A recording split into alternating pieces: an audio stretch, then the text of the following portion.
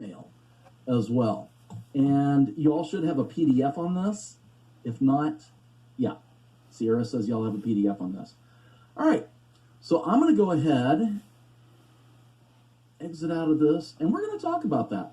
When it comes to communication, what are some things that you've seen that are real mistakes on behalf of others when it comes to communicating one-on-one, like right in front of you, right there?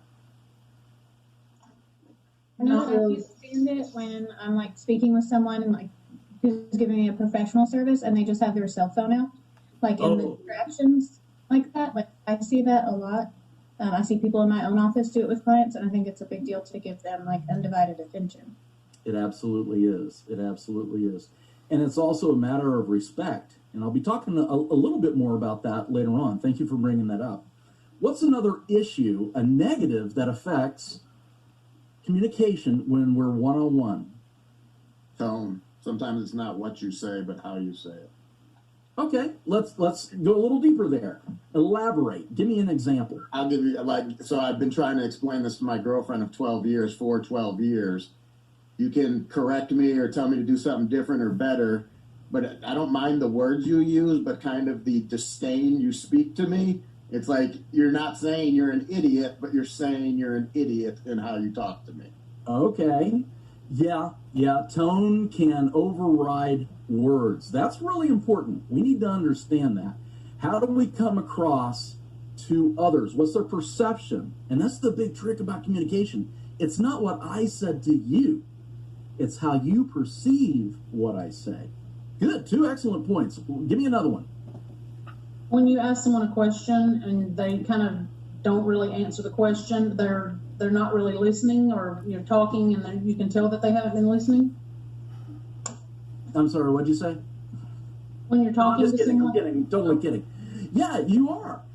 And that's, people are going to get caught doing that sometimes. And understand, it's not unusual for human beings to zone out, okay? That is just being human. But can we bring our attention back to the person who is directly in front of us and to really listen? Let me go a little deeper with that, Angie. So we're talking about listening. How do you know if someone is listening well or not? Gestures, eye movement, body positioning. Okay, hand gestures, some eye movement. Okay. I ask, does that make sense to you? Do you understand what I said? Or sometimes I'll ask them if I've talked for a while, Okay. If you have any questions, do you want to summarize what I said or something like that? Well, I rephrase with it. There's a little trap there, and I'm guilty of it, Charlotte. That's why I want to bring it up. You're exactly correct. If you ask for feedback, sometimes what I'll do is I'll put the onus on me. Was that clear as mud? Did I explain that well? Should I go over that again? Because sometimes I've been told that if you ask somebody, do you understand that? Again, it's what Mike was talking about, the tone. It could come across like, did you get that? Come on, you should have. So you're exactly right. We've got to check for feedback. And it depends on the relationship that we have with the person as to whether they understand our communication style as to how we check for that feedback. But you're exactly correct. All right, good. What's another negative one-on-one? And then we'll go to small groups here in just a little bit.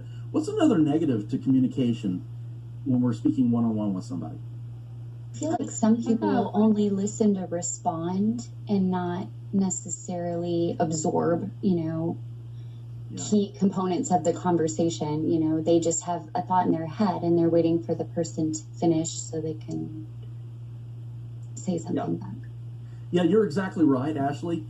And we get into that if we have something on our mind. I've been guilty of this too, because I've got something on my mind, and I've been diagnosed with ADD or ADHD. So if I've got something on my mind, I want to get it out quick. Now, in all fairness, I was diagnosed as having ADHD by my wife. Apparently, there was an article in Cosmo years ago, and there's 14 characteristics of it. And wouldn't you know, she says I have all 14.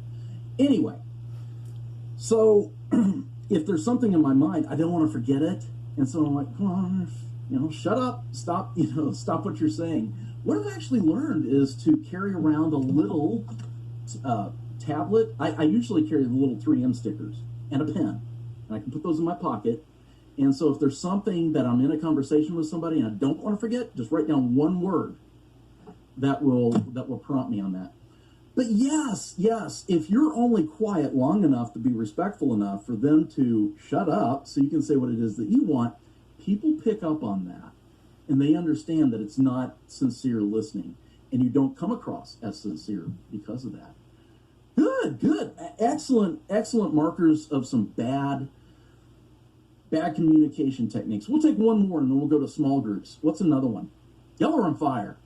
I was going to say that ego can sometimes be something that I have seen in the business, just like witnessing other agents work with buyers, that their need to be right sometimes overcomes the buyer's need for information or whatnot.